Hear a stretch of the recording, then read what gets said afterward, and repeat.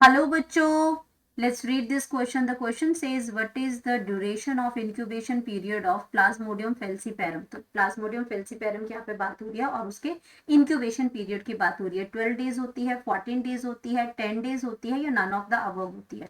तो सबसे पहले हम बात करेंगे की कॉन्सेप्ट की और यहाँ पे बात हो रही है इंक्यूबेशन पीरियड की. Incubation period. तो सबसे पहले तो हमें इंक्यूबेशन पीरियड पता होना चाहिए, उसके बाद हम प्लाज्मोडियम फेलिसीपेरम का इंक्यूबेशन पीरियड बताएंगे. तो सबसे पहले है इंक्यूबेशन पीरियड. क्या होता है? द पीरियड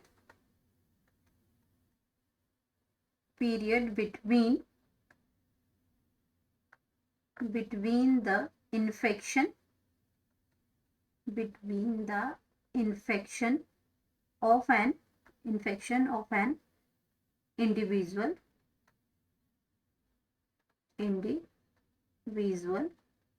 जब उसको इंडिविजुअल हुआ, किसी इंडिविजुअल को जब इन्फेक्शन स्टार्ट हुआ, मतलब अगर मलेरिया की बात करते हैं तो जब उसने बाइट किया इंडिविजुअल बाय अ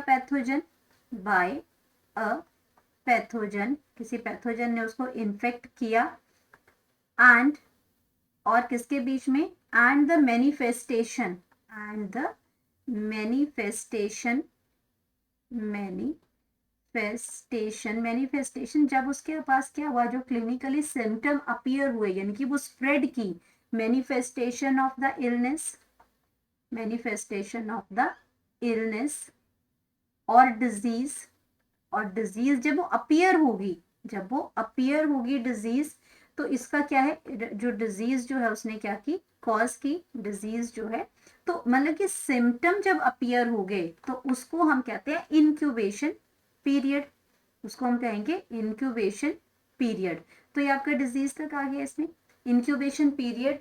और जब सिम्टम जो आगे स्टार्ट हो गए वो आगा इसमें आ गया. अब हमसे जो पूछा गया है वो पूछा गया है कि इंक्यूबेशन पीरियड ऑफ.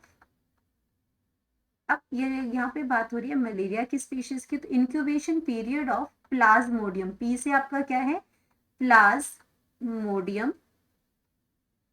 प्लाज्मोडियम फेलिसीपेरम की बात हो रही है. फैली इसमें फेल्सीपेरम की, फेल्सीपेरम.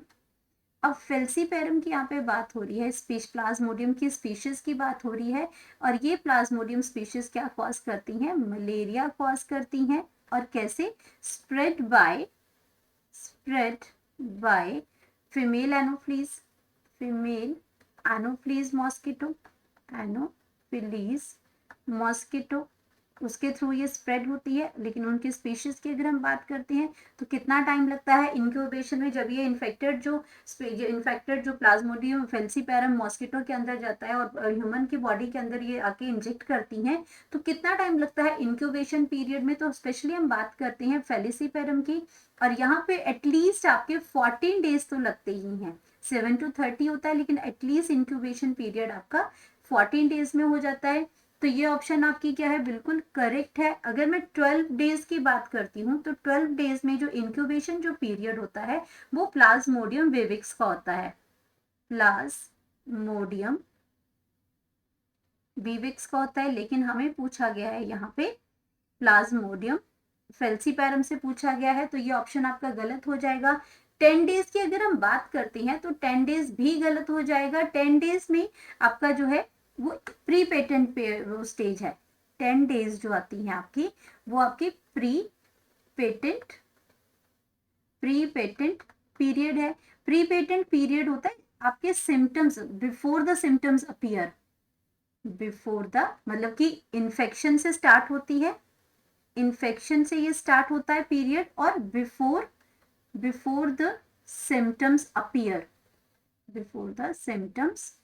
अपीयर, तो उससे पहले का जो फेज है, क्योंकि अगर सिम्टम्स अपीयर हो गए इंक्यूबेशन पीरियड आ गया. लेकिन जब सिम्टम्स अपीयर होने से पहले और इन्फेक्शन से लेके वो प्री पेटेंट है, वो 10 डेज का होता है. तो ये ऑप्शन भी गलत हो जाएगी. यहाँ पे नन ऑफ द अबव नहीं है, हमें अपना करेक्ट आंसर मिल गया है. 14 डेज होता है. तो यहाँ पे हमारा जो करेक्ट ऑप्शन है वो 14 डेज है. करेक्ट ऑप्शन करेक्ट ऑप्शन, और वो आपका आ जाएगा option number B. Hope you understood it well. Best of luck.